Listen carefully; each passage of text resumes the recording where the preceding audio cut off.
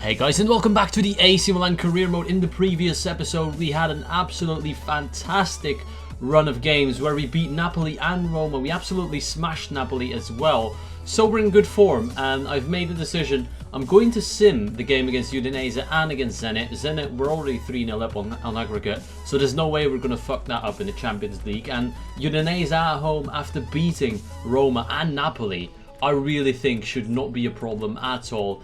And by simming a few games and advancing a few weeks, that'll mean we'll get a little bit closer to the end of the season and to the return of some of my players that have been injured for quite some time. I'm thinking of Lacazette and Hateboer. So in today's episode, preferably, I'm actually going to play only one game. The game against Kiev, and do a squad report after that.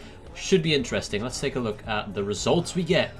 We're currently 2 points behind Napoli. Udinese are in bad form. We are in good form, even though we haven't got Lacazette, De Cilio or Hateboer. This lineup should be able to take on Udinese, Niang, Gigla and El Shaarawy up top. Let's sim and hopefully get a good result. Griezmann opens the score. That's what you want.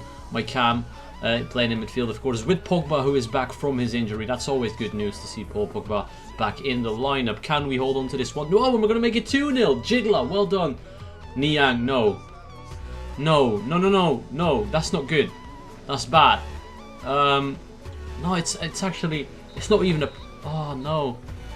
It's the ambulance sign that usually says it's really bad. 4 weeks, that's an absolute joke. Once again, another forward player has been injured. Just like Lacazette and Hateboer, we've now lost Niang. So that basically means we only have one striker left in Ahman Persson, and he's going to carry the attack. Can he do that though? That's the question. Look at the injury list we have.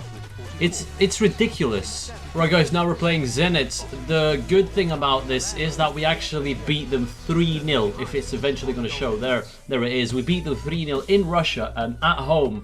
I really don't think there's a risk of us going out, so I'm going to use one of my weakest possible squads because the injuries are absolutely killing me right now. I'll make a few changes. Alright guys, let's take a look at the team I have now picked for the Zenit game. Apart from Ricardo Rodriguez in left back, it's a full rotated squad. Even Simone Scaffè is going to play today. Nicola Muru in right back. He's not first choice, but he's one of the better players out there. But other than that, you're probably seeing some names you haven't even heard of, like Croft and Ronaldo. I've never used them before. And Daymek and Di Noia. They're just youth players that never, ever get a chance. But now is their chance to shine at the highest possible stage of European football, the Champions League. And although we're 3-0 up, we do not want to go down 1-0 early on, and it has happened as well. Hulk has made it 1-0. What was I thinking? I should have left Sirigu in net, to be honest. 2-0. No. It's not going to happen like this. No. Surely not. Witzel's been sent off. Odua Madi, thank you. That's the goal that wraps it up completely. I got scared there for a second. I honestly thought they were going to make it 3-0 and we'd go to extra time with that team. It would have been horrible, but Odua saves the day with the goal that sends us through to the quarterfinals. And I'm going to skip forward a few weeks and take a look at the other results in the Champions League. And there we have it. The Champions League quarterfinal fixtures have been announced, and we are playing Bayern Munich, who knocked out Atletico Madrid in the previous round 3-1 on aggregate. Probably the toughest team we could have come up against, and of course former team of Hateboer, who's going to play against his, well, father basically, Arjen Robben. We've got Schalke against PSG, Borussia Dortmund against Manchester United, and the Spurs taking on Juventus. Very, very nice fixtures. It's not your Real Madrid or Barcelona, but it's something else for once, and I'm looking forward to it. Alright guys, it's time to play the only game of this episode, and it's going to be an away game against Kiev. I probably didn't show you the league standings, but Napoli lost points, so we are now first by 1 point, and we have to keep winning. And even though a lot of my players are injured, De Cilio is back in the side, I'm feeling positive. This team is strong enough to take on Chievo. And there you have it, the league standings. Chievo near the bottom, AC Milan first in the Serie A for the first time this season. Napoli 1 point behind us, of course. We are not allowed to make mistakes today. Griezmann into Paul Pogba, who's pushing up. Pogba looking for El Shaarawy. Great first touch from Stefan El Shaarawy. Good save by the keeper, and it's still not going in. That's probably the best chance so far after half an hour of football. Ahman Persson, for me, is just not doing it, so I'm going to bring on Niang, who was unfit before we started the game, but now he has apparently fully recovered. I'm not going to wait by bringing him on. He's been by far my best striker this season. He needs to help us get the goals that we need. Look at Griezmann. Good run. Great pass as well. Niang! Oh, what a goal by AC Milan. The link up straight away. He's 5 minutes on the pitch after coming back from an injury that took him out of the game for 4 weeks. But look at that. What a pass by Griezmann on his weak foot. And a great header as well to finish it off. Keeper in no man's land. That's his 12th goal of the season. We've missed you, Mbaye. Oh, great save. One-handed save by Salvatore Sirigu. First chance for Chievo after they went 1-0 down. No, that's a chance. Well blocked by Nicolas Nkulu, stepping up when he's needed. Oh, Jigla. Pure pace from David Jigla. Can he provide? No, he's going to go for it himself. And he's been fouled. What? Oh, Jigla again. Down right wing, making a fool out of that left back. I have to say, he really stepped up his game since I criticised him a few episodes ago. He's still going. David Jigla, that's unlucky, son. Oh no, how? As if that's going to drop to them. Fantastic challenge by Desilio, but they're still going. They're going to get the shot off. Easy save by Sirigu. No, no, not now. Well done, Nkulu. Great defending. And now we're on the break.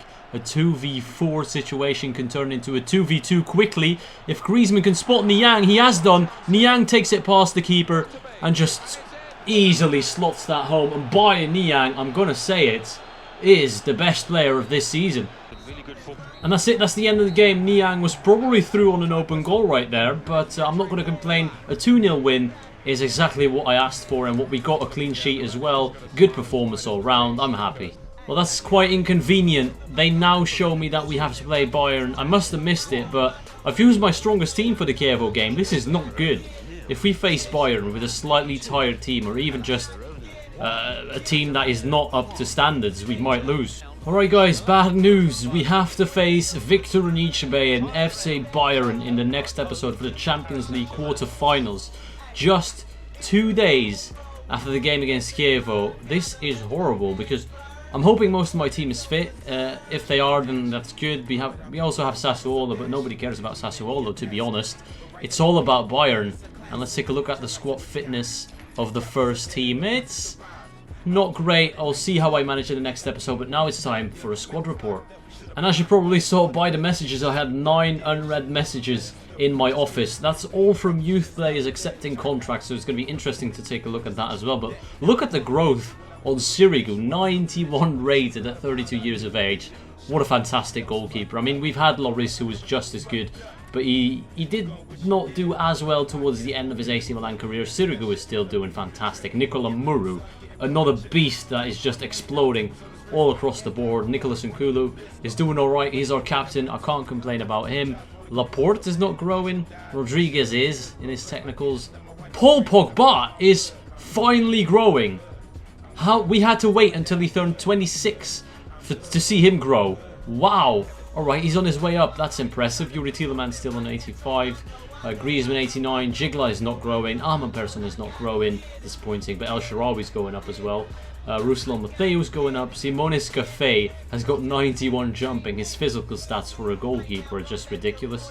Odu Amadi still rising as well. Coutinho, not so much. Ayew still on the up. One of my favourite players throughout this career mode. Hatabor is also growing, which is nice to see, even though he's injured. Other than that, we've got a few youth players. But now, let's take a look at the new guys in the team. So we've got Bruno Carmona. I deliberately did not wait for the May glitch, because, oh, 5-star skills. I instantly love him.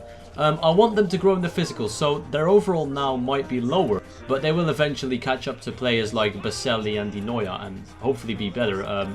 This guy's a huge disappointment, to say the least, apart from his weak foot. Julio Barrios, once again, don't be put off by their overalls, guys. I swear to you, they will grow across the board and pace-wise as well, which is important for me. Miguel Benitez, 3-star skills, not the best. This is a perfect example. 17-year-old Daymek on the ball. He's fantastic, but he's got no pace and he's not growing there. So what's the point? Another one that has 5-star skills. We're picking up skillers, which is nice, but it's going to take a few seasons for them to hit their full potential.